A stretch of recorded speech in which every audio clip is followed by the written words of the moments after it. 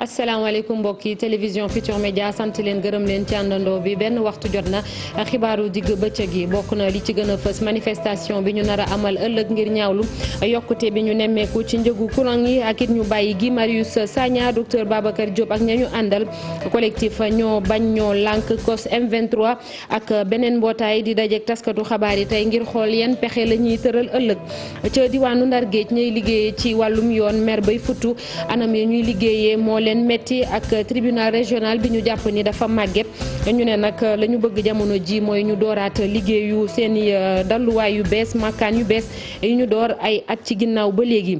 opération désencombrement féexal mbeddu ndakaaru yi démb ca Dalifort daanaka oto ndaraan yi bàyyiwuñu dara ay garage mécanique nekkoon ci suufu fil haute tension yu Senelec jëlee nañ leen fa ak yeneen ci ay commerce ñi mu yitteel jàpp ne yëf yi daal dañ koo defee ak doole te ndàmpaay gi ñu leen jox dañ koo xeeb loolu.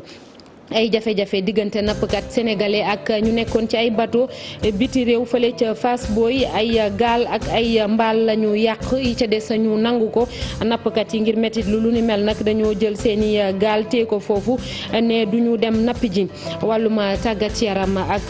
catégorie yi gën a xarañ ci wàllum football ñu neexal leen équipe beach soccer muy football ci tefes gi ak équipe nationale ñi seen at motogul ñaar fukk mu di ñaari sélection yu fédération sénégalaise bu football jëbbal daanaka juróom fukki million loolee tënk la nes tuuti ñu yaatal xibaar yi.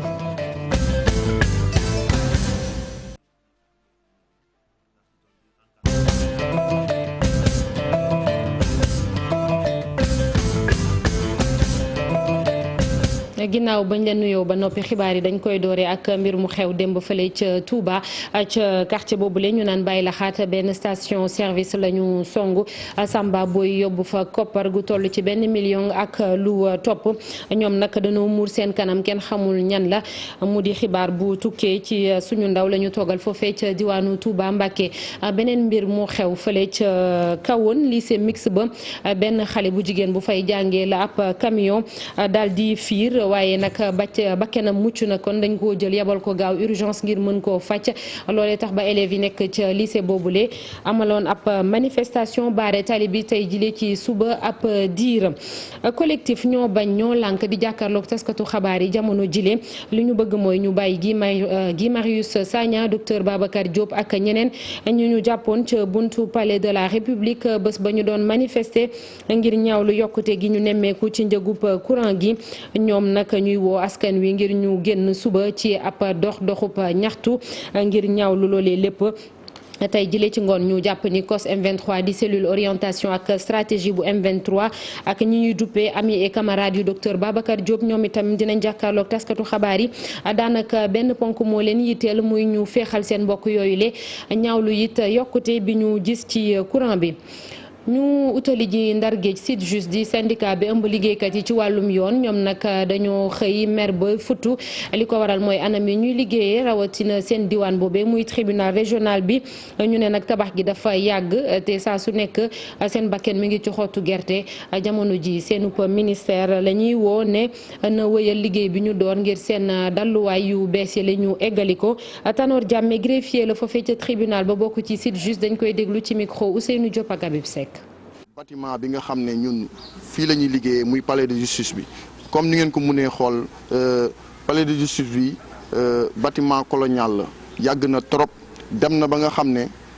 màggetaay bu mu màgget wóoratul ñun ñuy nekk di liggéey ci biir palais de justice bi nii. c'est vrai que ñu ngi tabax beneen palais mais ba léegi yàgg na trop ba léegi mënul fexe ba sotti xoolal tey palais bi soo duggee ci biir toilette bu baax sax amu fi. boo duggee ci biir yow bu dee kilifa nga am na yoo xam ne nii doo ko mën a nangu booy suturlu au moins war nga ko mën def foo xam ne set na sell na te du la indil benn gàllankoor te ñun saa bu ñu xëysee fii ñu ngi ragal bâtiment bi daanu suñu kaw te lu mën a nekk la parce que jot nañu gis ay briques yoo xam ne nii dañuy daanu ci suuf mën nañu dal ci kaw nit te leneen lu ci gën a maanaam lu gën a grave mën na arrivé fii nii. donc du ñu bett bés bu ñu xëyoon ñëw fekk tribunal bi ci boppam daanu du doon lu ñu bett. ñu dellu si waat ci Ndakaaru ak yeneen ñaxtu muy ñi nga xamante ni projet bu TER train express régional daf leen a yitteel ba ñu teggi leen rawatina ay jaaykat fële ca Caaroy 400 ci ñoom dañ doon toogaanu ñaxtu ndax dañuy topp ci ginnaaw ñu ne seenu ndàmpaay bu ñu leen war a fay ci diirub ñetti at ñoom jaaykat yooyu le bëgg nañ tamit ñu defaral leen ay passerelle foo xamante ni mën nañu faa jaar ngir kon seeni activité gën a dox. Ngañ Amar moom moo yore kàddu mbootaay bi ëmb commerçant yi foofee ca Caaroy ay kàddoom Salif Sow ak Kaas Malick Diop ñoo ko daataan. léegi nag ñoom dañ ñu ne woon fii kenn du fi jógee te yóbbuñu leen ci place ñu toog di xaar loolu parce que dañ ñu ne woon sax gars yi 1 million la ñu jox ñun 1 million laa lay wax nii te 1 million mënut a yëkkati sa benn conteneur ak ay ñun ay poids lourd lañ yor ay plateau 1 million yooyu tey xoolal wala tey boo yëkkatee say bagage foo koy teg te fi mu toll ñu ngi ni ñoom xooluñu ñu joxal ñuy joxul ñu ngi toj bagage yi place yi non sommation bi xam nga joxuñu sommation dañuy wax le 16 la ñu njëkk a wax sommation dañuy jox kayit gis le 16 ñu jékki-jékki ñëwaat nañu le 10 le 9 daal lañ gis gars yi ñëw taxawal fi ñuy le 9 ñu yaakaar ne noonu lay demee waat ñu xëy gis leen nii te rek li ñu jaaxal mooy dafa am ñoo xam ne. parce que yàgg nañoo jóg nañu façon jógin bu nekk li ñu war a def lépp def nañ ko fu nekk jaar nañ fa léegi nag suñu problème mooy dañoo bëgg ñu fay nit ñi seen alal suñu problème mooy dañoo bëgg marché bii ñu nekkin bi jaar yoon suñu problème mooy dañoo bëgg maal bii nga xamante ne ay nit ñoo ko moomoon toogoon jëndoon ko seen alal ñu xëy toj ko ñu xam li tax ñu toj ko ki ko leen war a fay leen seen xaalis ñu fexe nuñ jotee seen alal loolu mooy ponk yi nga xamante ni moo ñu dajale fii te jamono yi ku nekk dégg na ak rapport ARMP ñu ne Mountaga dafa luubal 2 milliards ci marché Thiaroye léegi loolu ñun amuñu ci ay preuve yu leer waaye comme ñun yoral nañu xaalis te dégg nañ ñu luubal na kon bëgg nañ président de la république qu'il fasse pas sourde oreille mu taxaw ci loolu mu xam loolu fan la féetoo parce que waa 2016 li tax kenn mënu leen a fay xëy na la ba joobu foofu la dooree non xaalis bi moom kenn mënu ko xayma parce que les montants sont divers léegi nag semaine passée génne nañ 65 chèques yooyu léegi boo ko xoolee 500 yi day manqué 15 chèques léegi war nañoo yoral ñoom 475 personnes yoo xamante fay ñu leen ñu ngi fi Thiaroye di galéré passerelle nag moom il n'est même pas question que ñuy xalaat ni Thiaroye war nañ ko mën a tëj te du am passerelle ñu bëgg Mountaga moom mi géré projet bi mu xam ni projet bi dañ ko defoon pour jëriñ askan wi mais defuñu ko pour loraate. ñu desandi ci banlieue bu Ndakaaru rawatina Dalifort foofee tamit opération yi ñu door muy féexal mbeddu Ndakaaru yi jëlee lépp loo xam ne daf koy gàllankooral am na ay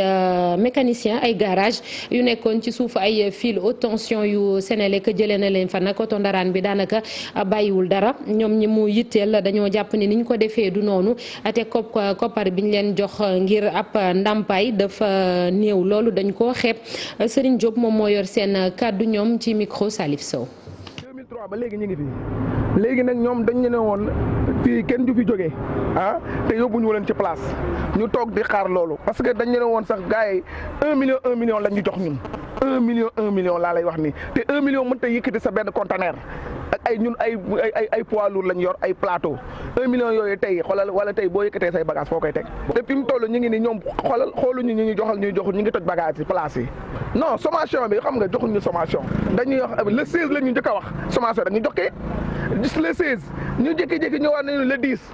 le 9 daal lañ gis gars yi ñëw taxawal fi ñuy le 9 ñu yaakaar ne noonu lay demee waat ñu xëy gis leen nii te rek li ñu jaaxal mooy dafa am ñoo xam ne ku ma am ndey ku ma amul ndey am na ci ñoo xam ne si ni laaluñu leen loolu ñu njëkk a jaaxal booy bombardé kay da ngay bombardé lépp mu maase instant yi xam nga li ñu bëgg mooy Macky Sall ci boppam daf ne woon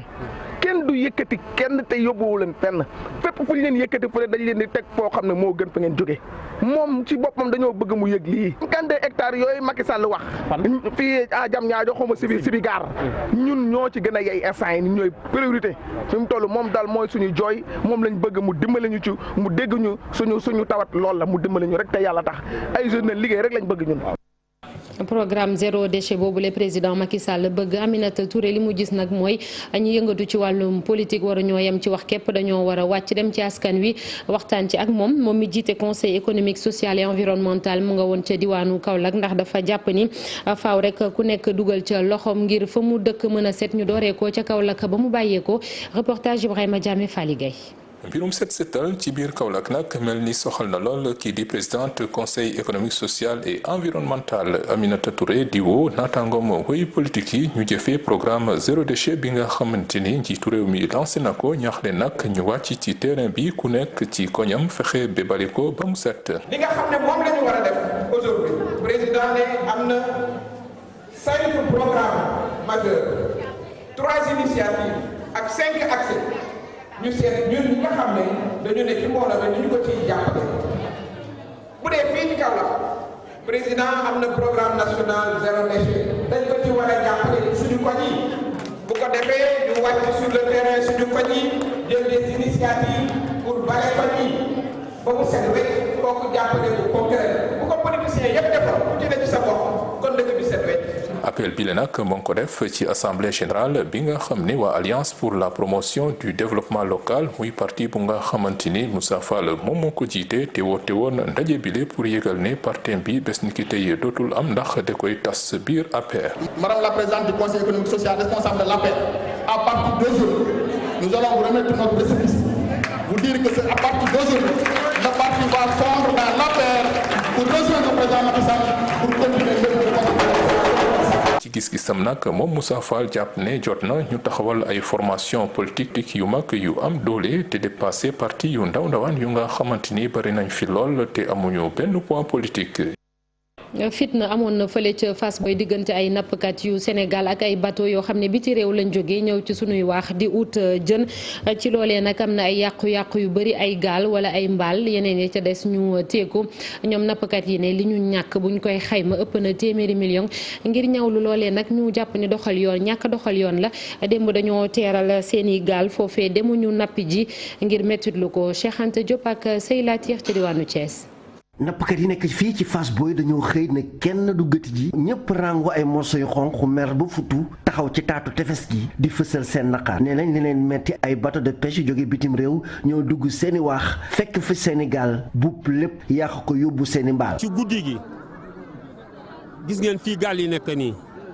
ci la daal di ñëw rek dugg ci biir gaal yi fi ñu ser gaal yi pour ñu fanaan fi ci la dugg ci biir gaal yi mu ramassé lu mat fukki gaal yu mbaal fi la tourné dem ak moom jëm mbooro nu daal di songa gaal yu ndaw yi moo dagga yi gaal suux yi gaal këpp yi réer bare na yu nu gisul am na ndox mu tànga moomu leen di sànni bu nga xam ne bu leen ko suree rek ñu def plus de 40 mètres mayetul ku jege bato bi. Abdou Karim Sarr jiite nappkat yi nekk fii ci Fass Boye gis ne lii de metti na lool ndaxte alal ju bëree dem. boo imaginer li nga xam ne moo newoon ci gaal gi équipage bi mën na 20 millions.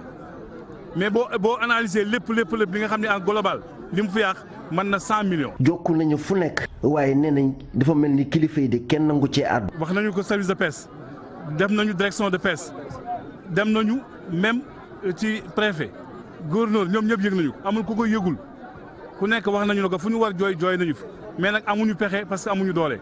loolee tax nappkatu Fass Boye yëpp génnoon nee nañ mbir mi de duñu ko dakkal na nag ci fan yi di ñëw daañu oo képp koo xamante ni yaa ngi yëngu ci wàllu napp gi ci réew mi ñu daje fii ci Fass Boye waxtaanee jafe-jafe yi nga xamante ni ñu ngi koy am ak bateau yi nga xamante ni ñoom ñooy jógee bitim réew. ginnaaw napp gi mbay mi campagne njaayum gerte gi door nañ ko officiellement ñetti fan ci weeru décembre bi ñu nekk waaye tawat nag fu nekk lay bàyyeekoo UNIS di mbootaay bi ëmb ñu yëngatu ci wàllum ji yooyu le am nañu lu leen jaaxal muy ji yi ndax dinañ ko mën a jot dañoo gis ni ay nit yu bàyyeekoo biti réew tamit ñoom ñooy ñëw Sénégal di jënd li di gerte gi ak jiw bi ñuy soxla ci campagne bi di ñëw ñu ne nag na ci gouvernement bi jóg jël ci ay matukaay bu ñu bañee ay jafe-jafe am ci campagne njaayum gerte bi di ñëw wala boog ci wàllum ji gi Mamadou Thiam moom moo jiite UNIS ñu déglu ko ci micro Ibrahima Diame ak Fally Gueye ci assemblée générale bañ doon amal ca Kaolack. daan wax toujours ne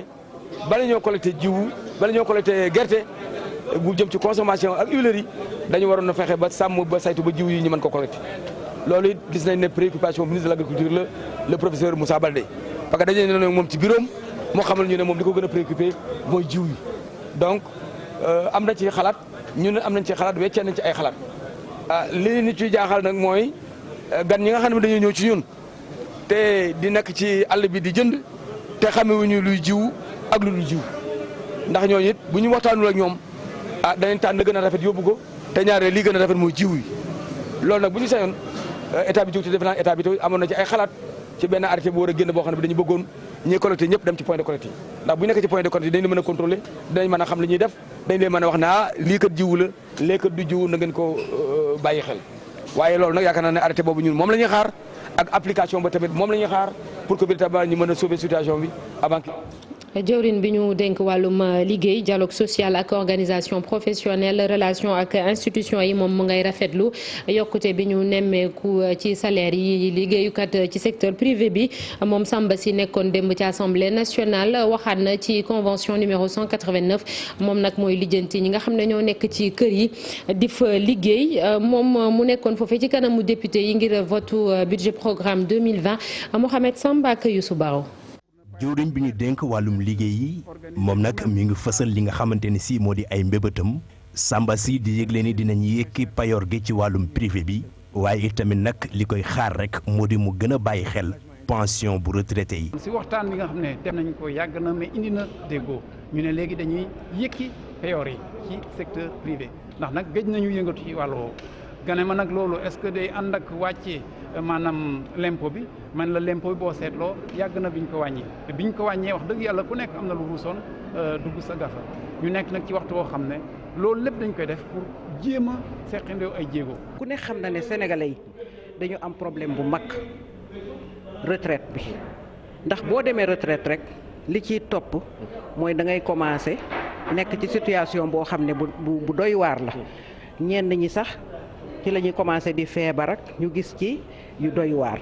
ñàkk xaatim convention numéro 189 bi nga xamante ni si mooy càmbar anamu ñuy liggéey ci kër yi nekk na lu xamante ni si ñoom député yi ñu ngi koy ñaawlu. jànq yi ci kër yi muy liggéey bi ñuy liggéey ñu considéré ko comme liggéey bu normal liggéey bu am dignité parce que ñun jigéen lañu ñun ñi leen di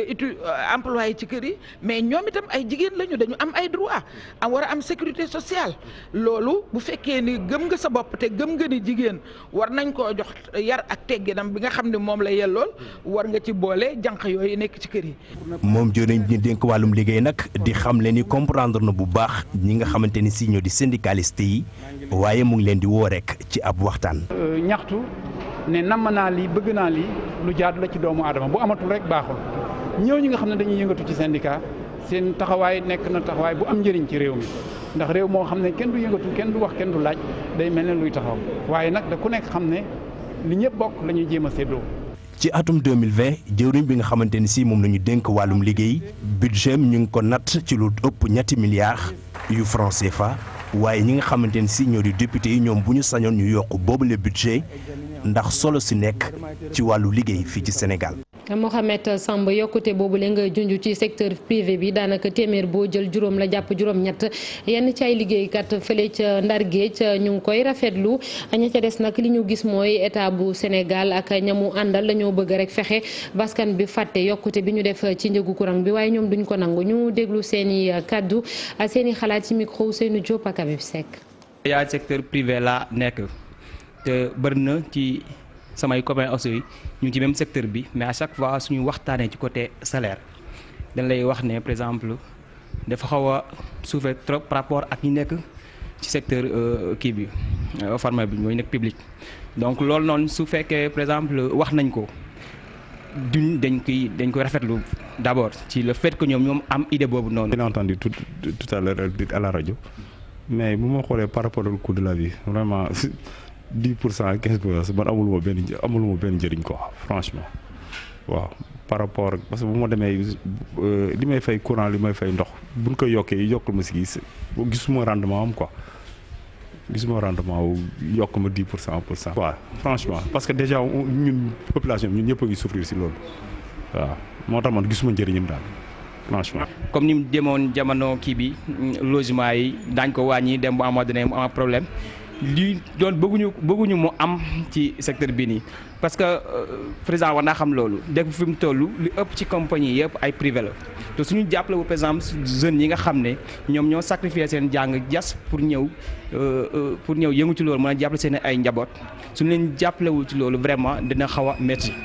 ñu dem ba Kaffrine wax ci wàllum wér-gu-yaram ak jàngoro ji di dengue service d'hygiène nag foofe démb ci guddi dañ doon puudar yenn ci ay quartier lu ci mel ni Diamaguène centre foofe juróom-ñetti cas yi ñu fa nemmeeku woon juróom yëpp foofule ngir fexe ba rey lépp luy yoo wala sax nag seeni nen rawatina biy joxe jàngoro boobule te opération bi dinañ ko wëyal dañ ciy déglu capitaine Idrissa Ndiaye bokk ci service d'hygiène foofe ca Kaffrine ci micro Oumar Ndiaye.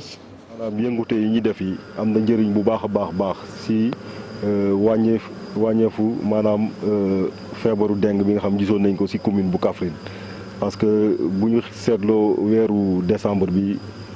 commune bi amuñu benn kaawu dengue. loolu gis nañ ne que am na lu mu jur mooy que lépp loo xam ni maanaam yoo dafa doon jaaree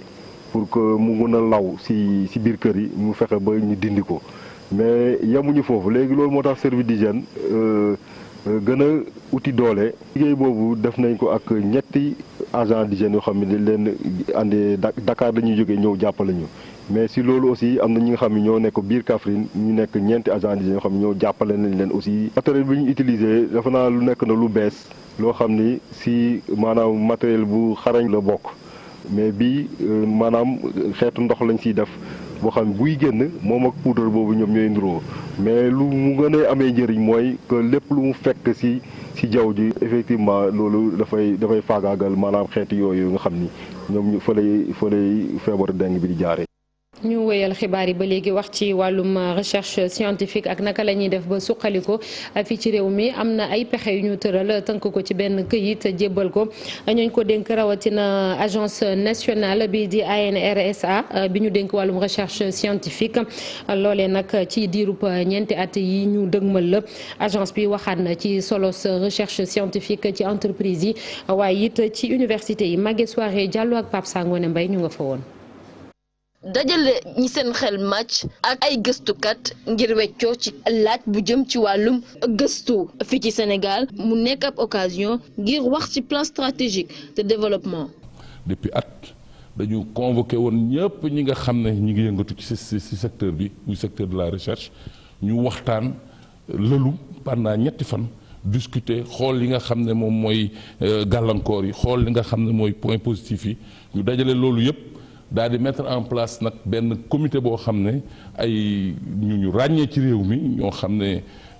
xam nañ leen bu baax a baax ñu jox leen liggéey bi ñoom ci seen bopp ñoo liggéey bi. njëriñu gëstu mooy fexe ba nit ñi faj seen aajo waaw gëstu ku koy def day fekk da ngaa bëgg faj aajo gëstu bi nag nan lay demee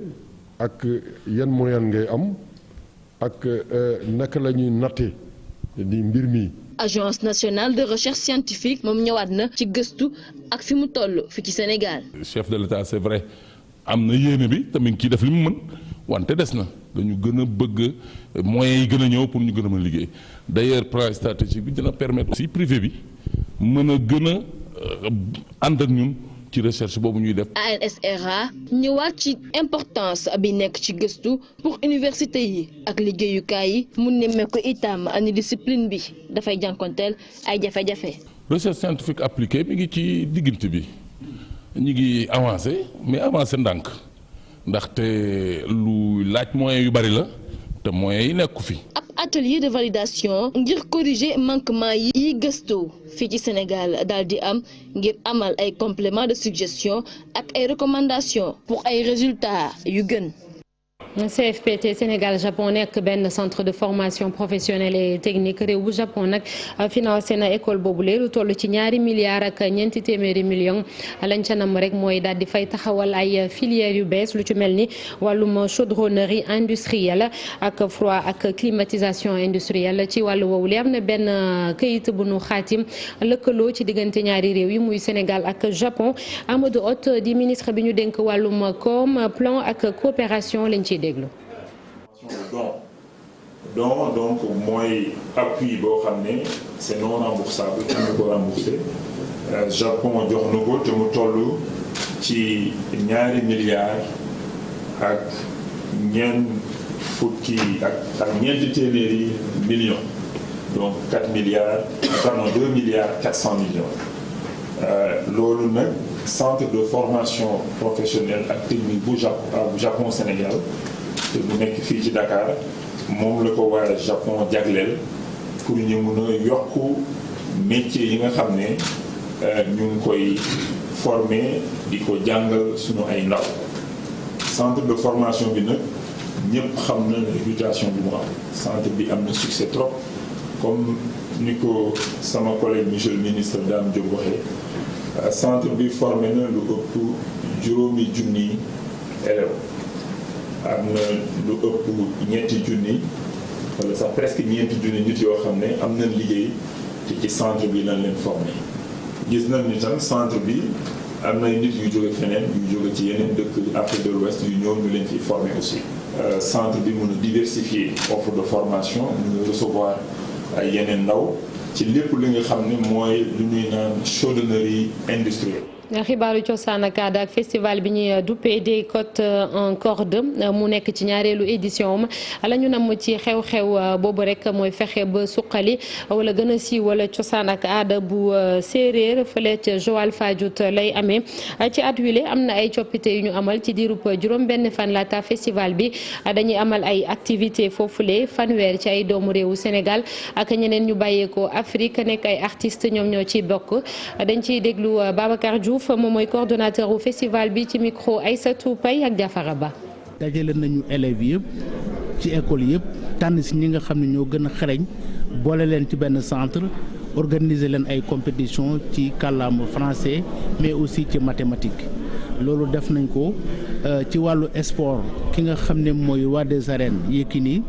te ànd ak ñun si liggéey bi tëgg na lu mat ñeenti édition yoo xam ne làmb la ren jii nag ni ñu ko annoncé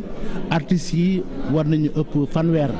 donc loolu lu am solo mais nekkul nag ay artistes sénégalais ñu ràññee si surtout ki nga xam ne ni Carlou D teew na fi tey ak yeneen artistes yoo xam ne ay africains lañu nekkuñu ay sénégalais mais ay africains lañu ay maliens ay burkinabé ak aussi artistes yi nga xam ne artistes sénégalais ni rawatina nag waa Joal Fadiouth yi nga xam ne ñoom ñoo xewle. ci wàllu tàggat yaram nañ ko doon junjee sànq ci football ak sélection yi gën a xarañ ci at wile ñoom nag jot nañu ay neexal benn bi di équipe bu beach soccer maanaam football ci tefes bi ba ca des équipe nationale football ñi seen at amoo motagul ñaar fukk fédération bi jox na leen ku njëkk ka muy waa beach soccer ñaar fukki millions ñii di U20 yi ñaar fukki millions ak juróom-ñeent ñu jox leen ko ci benn cérémonie boo xam ne dañ doon wane trophée yi ñu jël ci at bile Cheikh Sadibou Diarra ak Mardien. fédération bi ñu dénk football bi fii ci Sénégal feete na trophée yi mu am ci atum 2019 bi équipe nationale bu beach soccer bi yor raaya bi fii ci Afrique équipe nationale U20 bi jël coupe IFOA A bi màggal nañu leen jox leen ay prime fédération génne lu toll ci 50 millions muy 49 millions 750 mille pour baaxee leen ko joueur bu nekk muy équipe bi comme kii bi ku nekk am nga 1 million ndax ci dolli encadrement bi comme ni ñu koy tàmm def ñoom ñëpp tam jot nañu seeni prime mu nekkoon nag ci teewaayu directeur de cabinet ministre bi lu tax loolu xam nañ ko tey bu ñu yeggee ba fii ba mën di investir ci football des jeunes di def ay résultats di investir parce que état bi moo ñu jàppale ba ñu toll fii. ci noonu fédération bi am mbébét yu rëy dafay ñaax sélection yi jokk ci moom. baax na ñu delloo leen njukkal baax na aussi ñu dalal leen li nga xam ne mooy suñu message muy message yu askanu football ak sénégalais yëpp muy message gërëm waaye itam wax leen ñu gën a góorgóorlu parce que yoon bi ñu nekk moo nekk bu baax bu ñu xoolee 2019 bi suñu équipe yëpp maanaam ñii ñu ngi woon CAN ñii ñu ngi woon coupe du monde def nañ fa tam ay résultats yu baax bu ñu gañewul sax léeg-léeg donc loolu rek di wane maanaam que suñu football ci gis-gis bi ñu ci amoon mu ngi jëm kanam te dañ ko war a gën a eesal pour mu gën a yegg ci cappaandaw gi muy lan gagné ay trophée ak ni ñu joxee ndàmpaay képp ku bokk ci sélection yi def jaloore fédération bi fas yéene na saxal am ndam ak raaye ci équipe nationale yi. Cheikh Sadibou Diarra football nag ci petite catégorie yi maanaam tout tànk yi moom lu xarañ la jamono ji mu di ab ay kàddu yu tukkee ci Mayacine Mar nekk DTN directeur technique national bu fédération sénégalaise bu football waaye moom nag daanaka sax nee na faalewul coow li jóg fan yi ñu naan dafay bàyyeeko ca foofule dañ koy déglu ci micro suñu naataango yu igfm.sn. J'estime que en tout cas durant mon magistère pour lequel je suis encore, je crois avoir quand même. lu mu tuuti am na lu ma def ci football bi suñu liggéey baax na tànneefu tàggatkatu yaram yi jaar na yoon ñooñu itam ñu leen tàggate ci ay stade am na solo loolu bokk na ci li tax ñuy am ay résultats yu baax jamono ji man daal maa ngi fi ma nekkoon am naa jàppandalu maître Augustin Senghor président fédération sénégalaise de football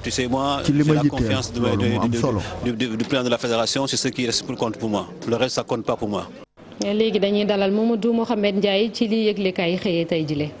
jërë ngeen jëf ku dee ci marché ya tàgge sa bopp gi wolof di wax yéene kay tey xëy nañu ko dëggal policier bi xaru démb ci diggu xolu marché Sandaga daanaka journal yëpp ci dellu siwaat muy Soleil national l'Observateur La Tribune waa Grand Place Source A Vox Populi ba ci L'As mi ñu wax ci xëtamu njëkk ne benn policier bu ñu naan Blaise Gabriel Bass bokk ci 44e promotion bu police moo dem démb ca marché Sandaga summi ab tëneem dese seletment kese jël ab ciseau di ko jamat boppam ci biir bi deret ja gas-gas yi wër ko nit ña daw police ya nekkoon ca boor boobee daw di ko sowe ji fekk mu faatu ca la ñu wooye Pompia waa Pompia ñëw jël néewu policier bii di Blaise Gabriel Bass yóbbu ko ca morgue hôpital principal Blaise Gabriel Bass las yéene kay wax nañu ay jaar-jaaram ci l'armée bi 2002 ca la engagé woon caporal chef la woon amoon na jabar ak ñaari doom Casamance la cosaanoo mokk njabootam ñoo nga dëkkoon ca Caaroy waa ji ci boppam mi ngi ci xët mu njëkk l'Observateur journal bi xëy dem seeti ay mbokkam ak collègue am yi mu nekkandoloon ci biir police bi ca collègue yooyee sax am na ku ci xamal Abdoulaye Diédhiou bu l'Observateur ne ko tantay Gabriel Bass mës na maa wax ne Gabriel day kiris léeg-léeg di tàggoo ak sagom bisanti Bass mi baayam ne moom mësuta njoxt ci àddunaam ne doomam xaroo ngi ci xel mi yéenekaay bi nañu waa sûreté urbaine ubbi nañu ci enquête ngir xam li waral ba policier bii di Blaise Gabriel Bass xaru source waa nañu xanaa démb la ko yàlla tudd waaye bëggoon na fee njëkk a xaru sottiwul li tax sax mu xaroo akub ciseau moo di dafa wër paaka ba sonn amu ko Soleil national nañu jëyee am na ca marché Sandaga benn policier moo fa xaru démb akub ciseau waa Grand Place nañu ay boori midi ci la jëyee joojee xewee ca Sandaga waaye coow li bari na ci Grand Place yi ne am na ñu ne policier bi xaru dafa ànduloon ak xelam am ñu jàpp ne li ko tax a xaru loxo génnu ca dañu koo xabtal police sub Sénégal ba tey ak policier yi ñu fi rajo woon journal Le Quotidien xëyee na ci xibaar buy neex ci ñoom ubbil yéenekaay bi ministre des finances ak budget di Abdoulaye Daouda Diallo démb ci assemblée nationale bañ koy wooteel budget fa la xam le ne état bu Sénégal génnee na ñaari milliards ngir indemniser ci policier yi ñu fi rajo woon gën ko yàgg fanweeri fan ak benn ci weeru janvier 2020 xaalis bi dana génn Le Quotidien nañu fanweeri at ak ñaar ginnaaw bi ñu rajee policier yi ndàmpaay laa ngi soog a am ñeneen ñuy laaj ndàmpaay lu toll ci 500 millions di genn wàllu milliard libération nee nañu ñooy njabootu ndem si yàlla Cheikh Diop di waa ji demoon taal boppam ca buntu palais de la République atum 2018 la woon loolee gannaaw ba ñu ko tëjee woon ci kaso bi ay mbokkam porté nañu plainte ca kanamu haute cour de justice bu CEDEAO journal bi nañu ca seen plainte ba nag tuumal nañu ci bu baax a baax infirmerie bu kaso bu Rëbës ne jàpp nañu ne lu jin njaaga ñooy njaagi APR yi romb nañu bàkkante waa Grand Place nañu ci saaganteeka tamanteeka xaxarante ak di weerante ci la ñu nekk muy Moustapha Cissé Lo bu APR ak Farba Ngom mi ñu wax ci journal bi ne Moustapha Cissé Lo bàyyi maa ko tane deretu góor dawul ci yaramam diw tiir mooy daw ci yaramam moom Moustapha Cissé Lo ne ci xët mu njëkk journal bi muy Farba Ngom di yaa xam mbay waxuñu dëgg dañuy kàcc rek ne lu mat ñetti weer a ngi déggantewu maag Macky Sall moom Macky Sall Vox Populi nee nañu partem bi mu di APR ma ngay bëgg a xuttiku ndax ña ca nekk di responsable yu mag ci biir parti bi ñooy dëmmante ci seen biir docteur Momar Thiam ni ci Sud Quotidien loolee ñu nekk bu ñu ko dakkalul baa boog ñi ci war a wax ci jël ci matuwaay du doon lu rafet ci derub Sénégal du doon it lu rafet ci derub président Macky Sall ñenn ci ay ministre am ñoo ngi ci enquête dinaekaay seen budget yi ñu leen di wotal ci assemblée nationale le journal bi gis ne loomaate gu réy da caa am nit ñi budget bu réy lañ leen di nattal ña ci des budget bu tane am ci yeneen ministre yoo xam ne ñoom dañ leen di compal rek fukki ministre de la république yi gën a duun le budget enquête dinaekaay xëy na leen segg ba tegal ñu ko ci xëtamu njëkk muy Mamadou Talla maître Oumar Youm Mouhamadou Mokhtar Cissé Cheikh Omar Tane maître Sidiki Kaba Abdoulaye Diouf Sarr Moussa Baldé Aly Ngouille Ndiaye Serigne Mbaye Thiam ak Oumar Gueye fukki ministre yooyee waxatuñu dara ci budget yi ñu leen nattal boo ci jugee nag teg ci Mansour Faye mi nga xam ne moom dafa mel ne ku yor beneenub gouvernement ci biir gouvernement bu Sénégal gi gaalu looco gi jógewoon Gambie doon dem Espagne te far suux ci waxi gànnaar yi l'Observateur xëy na daje ak ñu ca newoon te yàlla def ñu génn ci ak bakkan ki ci njëkk Abdoulaye Ndiaye la tudd nee na waa l'Observateur li ñu génnee ci ay néew ci géej gi mat na téeméeri néew ak fukk Soubayri Si ne waa l'Observateur ak li leen dal yépp terewul moom su gisaatoon gaal guy dem dugg ci beneen waay bu bokk ci rescapé yi ñu naan ko Abdou Ba wax waa l'Observateur lu daw yaram nee na leen gaal gi suux amoon na ca benn bébé bu toll ci benn at. jërëjëf Mamadou Mohamed Ndiaye sant leen gërëm leen itam ci àndandoo beeg télévision Futurs Médias yeneen i xibaar 19h30 incha allah lay doon di leen ñaanal ngeen yendu ak jàmm.